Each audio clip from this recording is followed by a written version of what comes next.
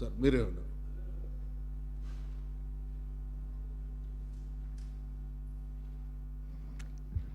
అధ్యక్ష, కొన్ని ప్రాజెక్టుకి సంబంధించి కొన్ని విషయాలు వెంకటరెడ్డి గారు మీ దృష్టికి తెచ్చినారు.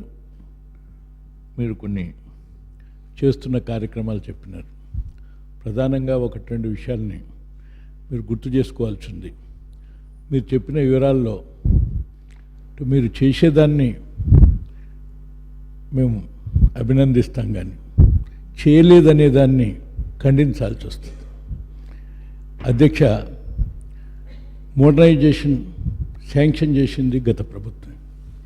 ఆ ప్రభుత్వం తర్వాత 35% పనులే అయితే ఇవాళ 80 తీసుకుపోయిన 45% ఒక సంవత్సరంలో 2 సంవత్సరాల్లో చేసింది. వాస్తవం చేయటానికి అవకాశం ఉంది. అది కొంచెం మీరు కూడా చెప్పినారు.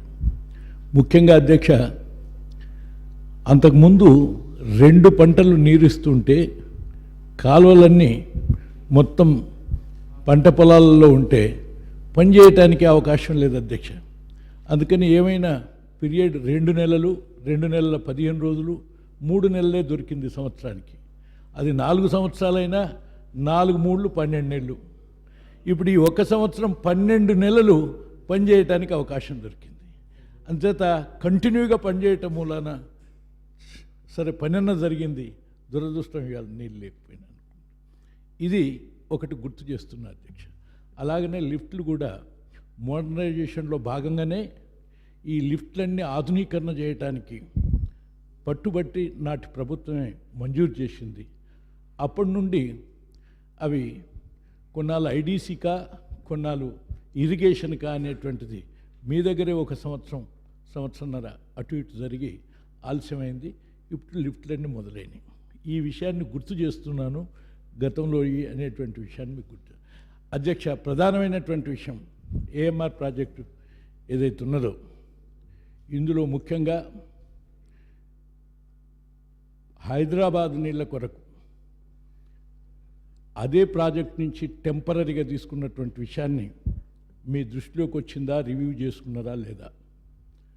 యాక్చువల్గా ఈ ప్రాజెక్టు నుంచి హైదరాబాద్కు నీళ్ళు ఇవ్వటం కాదు, కేవలం నీళ్ళు ఇచ్చేది టెంపరీగా మాత్రమే అంగీకరించింది. ఇది సుంకిశాల్ అనేటువంటి వేరే దగ్గర నుంచి నీళ్లు తీసుకోవాల్సిన అవసరం ఉంది. అది వెంటనే మున్సిపల్ అడ్మినిస్ట్రేషన్లో ఇది నిర్ణయం చేసి ఆ లింక్ని ఏర్పాటు చేయడానికి అక్విజిషన్ కూడా అయింది. 3 సంవత్సరాలు అయింది, మొదలు పెట్టలేదు. దానికి ఆ ఇబ్బందిలో అధ్యక్ష సుమారు ఇవాళ 11-12 టీఎంసీలకు పైన, ఈ ఏడైతే 15 టీఎంసీల పైన, అసలు ఈ ప్రాజెక్టుకు 30 టీఎంసీల నీరు ఇవ్వాల్సి ఉంటే 15 టీఎంసీల నీరు హైదరాబాద్కే తీసుకుంటుంటే అందులో నుంచి నిజంగా 2,20,000 పారుతుందా? 3 లక్షలు. ఇది ప్రభుత్వం చాలా సీరియస్గా తీసుకోవాల్సినటువంటి అధ్యక్ష. అంటే ఇవాళ 2,20,000 నీళ్ళు ఇచ్చినటువంటి ప్రాజెక్టులో కేవలం 1,00,000 ఎకరాలు కూడా నీరు పారుతలేదు. ఆ తర్వాత డిస్ట్రిబ్యూటరీ, ఆ తర్వాత ఇతర మైనర్ సిస్టమ్ అంతా నెట్వర్క్ పూర్తి కాలేదు.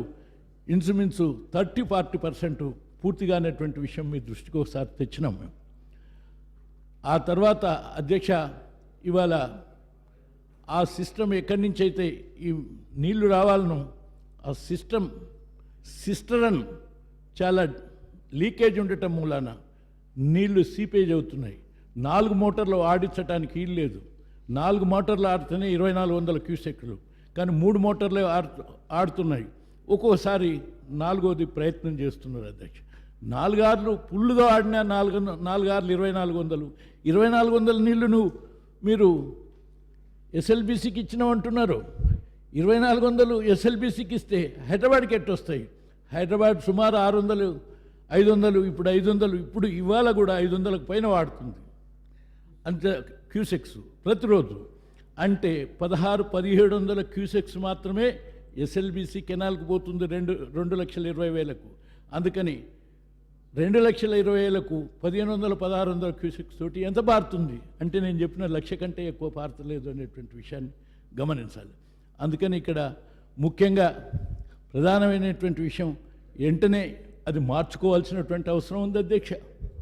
వెంటనే హైదరాబాద్ వాటర్ సప్లైని మార్చుకోవాలి, లేకపోతే ఎస్ఎల్బిసి తాగునీటి ప్రాజెక్టుగా అయ్యేటువంటి యొక్క ప్రమాదం ఉన్నది. రెండోది,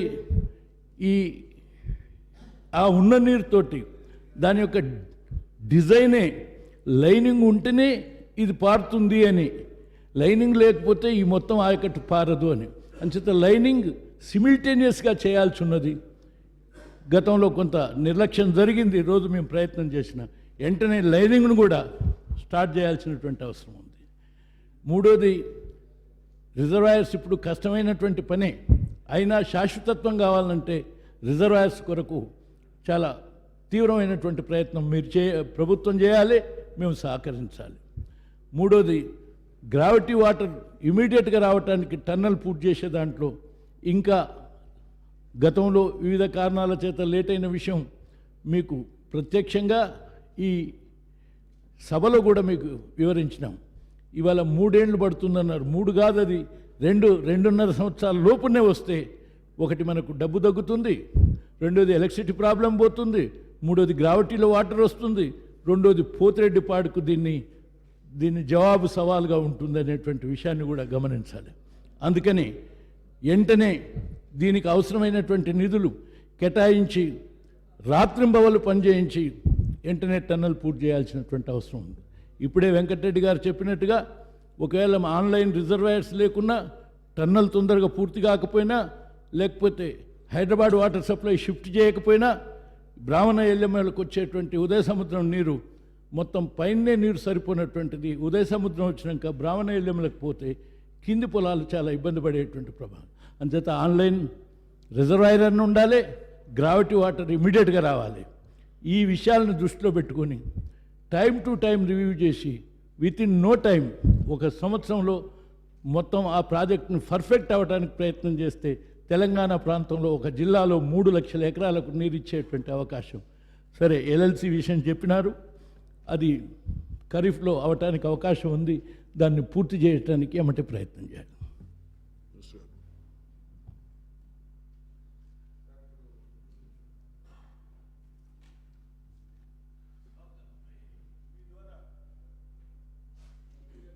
అధ్యక్ష, ఆల్రెడీ ఆ హైదరాబాద్ వాటర్ సప్లై మూలాన 60-70 వేల ఎకరాలు వెంటనే సేవ్యమయ్యే పరిస్థితుల్లో లేదు, మార్చుకోవాల్సిన అవసరం ఉందని చీఫ్ ఇంజనీర్ గవర్నమెంట్కి రాసిన లెటర్స్ మీకు పంపిస్తున్నాను.